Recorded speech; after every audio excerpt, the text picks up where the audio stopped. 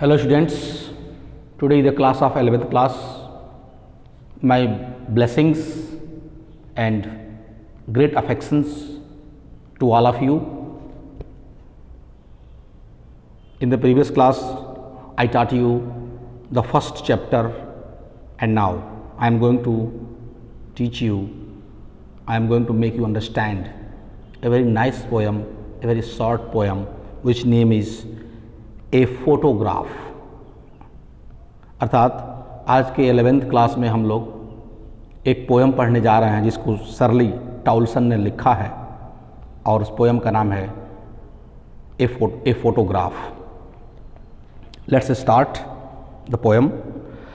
The cardboard shows me how it was. The cardboard means photograph, मतलब एक frame में लगा हुआ फोटो है जिसमें एक फोटो है, एक फ्रेम है, उसमें एक फोटो है और उस फोटो में 3 लोगों का फोटो है। वो फोटो शोज मी, मुझे बताता है, हाउ इट वाज, कि उस समय कैसा होता था। व्हेन, जब द 2 गर्ल कजिन्स, मतलब 2 चचेरी बहनें, वेंट, जाती थी, चलती थी, दौड़ती थी, पैडलिंग, पानी में छप छप करते हुए, ईच वन, प्रत्येक, होल्डिंग, पकड़े हुए, थामे हुए, one of my mother's hands, मतलब मेरी माँ के हाथों के एक एक हाथ को। मतलब वो एक फोटोग्राफ है, उसमें फोटोग्राफ में 3 लोगों का चित्र है। 3 लोगों में एक जो लड़की है वह इस लेखिका की माँ है, बीच वाली, और उसके बगल में जो 2 लड़कियां हैं वह लेखिका के माँ की चचेरी बहनें हैं। वे दोनों बहनें इस लेखिका की शर्ली टाउलसन के माँ के, यानी कि आप ये समझ सकते हैं कि शर्ली टाउलसन जो लेखिका है यह इनके माँ के बचपन का फोटो है। उस समय यह पैदा नहीं हुए थे। उस फोटो की यह बात कर रहे हैं जिसमें 3 चित्र हैं। इसमें एक इनकी माँ का फोटोग्राफ है और उसके बगल में 2 और उनकी चचेरी बहनों का फोटोग्राफ है। और वो दोनों बहनें इनके माँ के दोनों हाथों को साइड में पकड़े हुए हैं और पानी में छप छप करते हुए चल रही हैं। उस फोटो में ऐसा दिख रहा है। मतलब एक फोटो है, उस फोटो में 3 चित्र है। बीच का जो चित्र है वह लेखिका के माँ का चित्र है और लेखिका के माँ के दोनों हाथों को उनकी चचेरी बहनें पकड़ी हुई नदी के किनारे चल रही हैं और पानी में छप छप करते हुए दौड़ रही हैं, चल रही हैं और छुट्टियों का आनंद ले रही हैं। And C the big girl, और उसमें एक लंबी लड़की होती है जो इनकी माँ होती है लेखिका की। See the big girl some 12 years or so, जो लगभग 12 वर्ष की उस समय हुई होंगी। All 3 stood still to smile through their hair at the uncle with the camera। मतलब उस फोटोग्राफ को देख के साफ लग रहा है कि जो इनकी माँ हैं उनका फोटोग्राफ इनके अंकल खींच रहे हैं और वो एक कैमरा लिए हुए हैं और उस कैमरे के सामने 3 लोग खड़े हैं और बीच वाली जो है वह इनकी माँ का फोटोग्राफ है।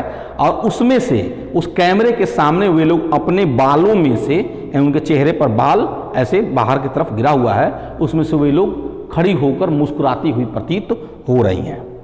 क्या दिया है? ऑल 3 स्टूड स्टिल, जो तीनों खड़ी हैं, टू स्माइल, मुस्कुराते हुए, थ्रू देयर, अपने बालों से, थ्रू देयर हेयर, अपने बालों से, एट द अंकल, अपने चाचा को देखते हुए, विथ द कैमरा, मतलब उनके चाचा कैमरा लिए हुए हैं और उस कैमरे के सामने जब वो लोग देख रहे हैं तो अपने बालों में से वे 3 लोग मुस्कुरा रहे हैं। ऐसा उस फोटोग्राफ को देख के लग रहा है।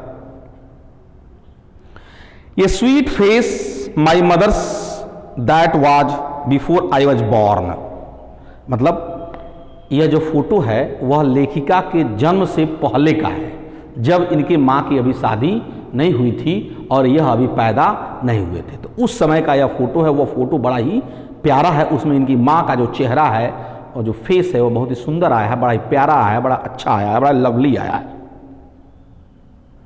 And the sea which appears to have changeless, और वह जो समुद्र है, जिस समुद्र के किनारे वे लोग खेलते हुए दिख रहे हैं, पानी में छप छप करते हुए छुट्टियों का आनंद लेते हुए दिख रहे हैं, वह समुद्र कम ही बदलता है, कम ही बदलता हुआ प्रतीत होता है। Vast there terribly, terribly means अत्यधिक, और ट्रांजिएंट मीन्स अकाल्पनिक, मतलब जिसकी कल्पना नहीं की जा सकती है। फीट मतलब वो समुद्र का जो पानी, जिस समुद्र के किनारे वे लोग चल रहे हैं, दौड़ रहे हैं, खेल रहे हैं, वो समुद्र का पानी उनके अकाल्पनिक, अत्यधिक अकाल्पनिक पैरों को धुल रहा है। मतलब एक फोटोग्राफ है, उस फोटोग्राफ में 3 लोगों का चित्र है। एक चित्र जो है उस लेखिका की माँ का है, और उसके अगल बगल में उस लेखिका की माँ की दोनों चचेरी बहनें उनके हाथों को पकड़ी हुई हैं। उनके सामने उनके अंकल कैमरा लिए हुए खड़े हैं, फोटो खींचने के मूड में हैं, और वह उनके कैमरे की तरफ देखते हुए अपने बालों से मुस्कुराते हुए दिख रही हैं। और लोग नदी के किनारे छुट्टियों का आनंद ले रहे हैं, समुद्र के किनारे छुट्टियों का आनंद ले रहे हैं, और जो समुद्र का पानी है वह उनके पैरों को धो रहा है।